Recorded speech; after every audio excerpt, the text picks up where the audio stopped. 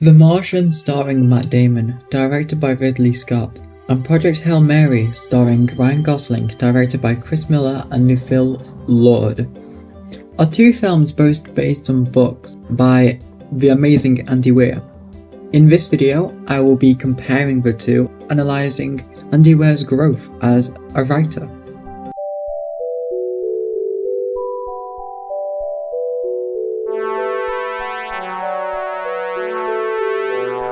Where to start with Project Hail Mary?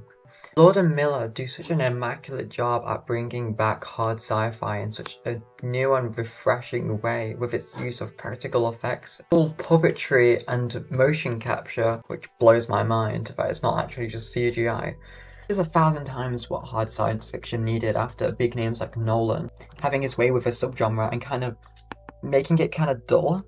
I don't really like Nolan, shoot me, I'm dying on that hill. This film stars Ryan Gosling, Grace, a science teacher who seems to be a little too knowledgeable about this species called astrophage, these alien entities that are rapidly dimming our sun. Although this film doesn't actually start here, we are thrown onto an interstellar spaceship called the Hail Mary.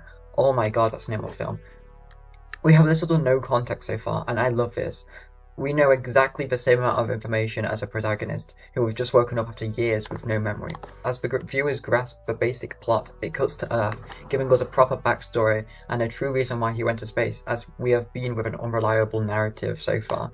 Well, for most of the film, I mean. I mentioned a pacing issue earlier in this video, and it was really because I personally think we spend too little time on Earth. At least the first quarter of the film. I do wish we saw him more as Mr. Grace. But that's kind of my only critique of this film. Everything feels a bit too rushed at the beginning. There is a 4-hour cut out there somewhere, which I think would suit perfectly on like a physical release. The Martian starts with a full explanation, different to Project Hail Mary, which shoves you into this world without context of what is happening. The visual world building and atmosphere is quite decent. As the title describes, this film is about astronauts finding signs of ancient life before they are all separated by the storm, leaving Matt Damon's character, Kevin? What's the name? Mark? To survive on his own. The following scene of both films are decently similar as Ryan Gosling's Grace, and whatever Matt Damon's character is called, start to realise the situation they are in, stumbling around their spaceship or space station, finding more context clues or solutions. While we are in space, we meet this funny little alien critter, the best character in science fiction, Rocky. I'm spoiling it here because I'm sure by now everybody knows who Rocky is. Who Grace teams up with to sort out the problem with the sun dimming by the astrophage.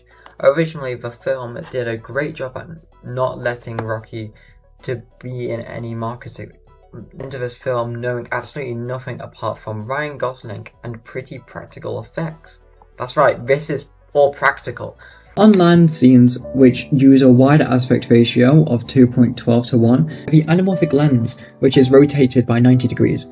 The additional vertical height when you're de-squeezing your footage, creating weird beams of light. Shooting with a 1.33 times anamorphic lens results in even wider aspect ratio. This weird technique is often done by mistake, though cinematographer Greg Fraser of Project Hail Mary does this all on purpose, giving this film a bit more of a, to be honest, more alien feel to the transitions.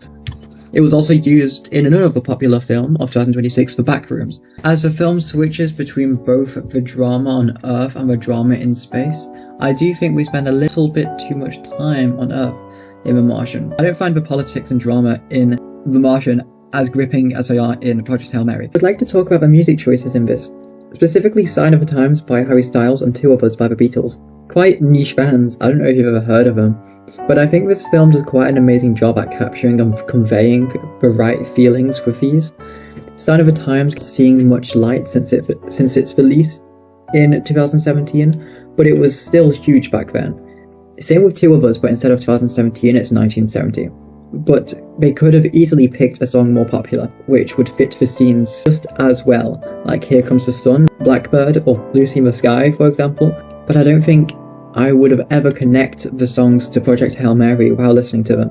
The film instead takes not so popular songs by famous people, like even the Beatles posted about the use of Two of Us, and uses them so well that you will from now on connect the songs to the film together. Sign of the Times is probably the most dramatic song off the license and official soundtrack, but that's mostly because this film doesn't really bombard you with generic sounding dramatic music, which forces you into each mood the film wants you to be in such an artificial and force-feeling way. Instead, the soundtrack is quite mellow, quiet, but upbeat, similar to the mellow but upbeat sound that reggae has. This film's prior connection to these characters and scenes do all the talking. Sign of the Times isn't even used in a dramatic scene. In fact, the song doesn't even get to a dramatic part of the song before being cut off. I think it's one of my favourite scenes of 2026, having a character mostly viewed as a villain, but has the audience viewer in so many different perspectives throughout the film. Do karaoke, as she's been rather nonchalant the whole film so far. Like, I don't see the Martian doing this, just saying. The politics is rather boring in that. Maybe I've just seen too many bland American films. Mentioned how your connection does all the talking instead of a film like The Martian and a dozen other big American projects. Not letting you feel the proper emotions naturally, instead having generic sounding music force you into these moods the big studios want you to be in. Project Hail Mary managed to do something so hard, and that thing is Rocky. I hate it when people say, I can't believe this film made me cry about a rock. Take E.T., Paddington, Christopher Robin, well, Winnie the Pooh in this case. I think these are great examples to bring up, as these are all inanimate objects, animalistic wildlife or something rather alien, being brought to life by writing. You can very easily have something like Space Jam 2 or the Garfield movies where this genre of character isn't being well utilised, maybe by not placing them in the world very naturally or just spitting in the face of cinema altogether for some cheap, easy money. It's all down to writing to give objects life, and I think we do it so well with Rocky.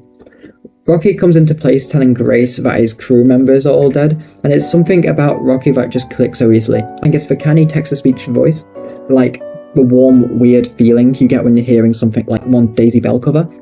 The weird design automatically greet you with an uneasy feeling. Just like E.T., you also get E.T. as soon as they come into the film with a problem about them, which creates sympathy for them. Sympathy for these critters that you have not yet grown to. Project Hail Mary has to be up there with films like Paddington for naturally putting these cartoony characters into a world and making them feel needed. And I think the Paddington films are just so good for this, because in the books they do not go into detail about his upbringing. But to start the film like that is so brave. Instead of Paddington telling the audience what situation they're in, like what E.T. and Rocky do, it just shows you straight off the bat well-deserved sympathy for the character. And I think another thing that helps is that Rocky sounds like how a child's learning vocabulary would sound like, and I don't know what heartless being would ever hear that and not want to be loved and cherished. No scene with Rocky will ever not make me cry. And I hope to see more goodness from the book in the extended cuts of Project Hail Mary that are hopefully being released. I have just finished the book, and quite honestly, it's terribly wordy. I don't want to say the film is a dumbed-down version of the book, as I do prefer the film as a visual narrative, but even in the final script, they cut things down for the pacing, like, oh my god. While we see both Mark and Ryland in space for a similar amount of time, we see his way of surviving, like growing plants, but we don't see much of his personality develop. He kind of just does what he's meant to do and doesn't overstay his welcome. I think that he doesn't let his personality come out. I believe that the chemistry between the audience and the main character begins with the classroom scene at the start of Project Hail Mary. In contrast, Mark just gets on with his task. But the difference can explain the film's overall pacing. The Martian moves along quickly without interruptions that would slow the story down. The pacing and storytelling feels quite firm. It's not there to overstay its welcome, while Project Hail Mary feels like it has space to breathe. And I think it's down to the incredible Andy Weir and his growth as a writer, as Project Hail Mary was published an entire decade after The Martian. A lot of information in the book that didn't make it to screens because of how much depth the author goes into with all the science yap. The film explains it so well, and it's such an easily accessible film. Even though Project Hail Mary, the Lego Movie, and Carly Rae Jepsen Meatballs are very stylistically different, they all seem to have the same soul. but there's clearly a stronger film out of these lot. 5 thumbs down out of 5.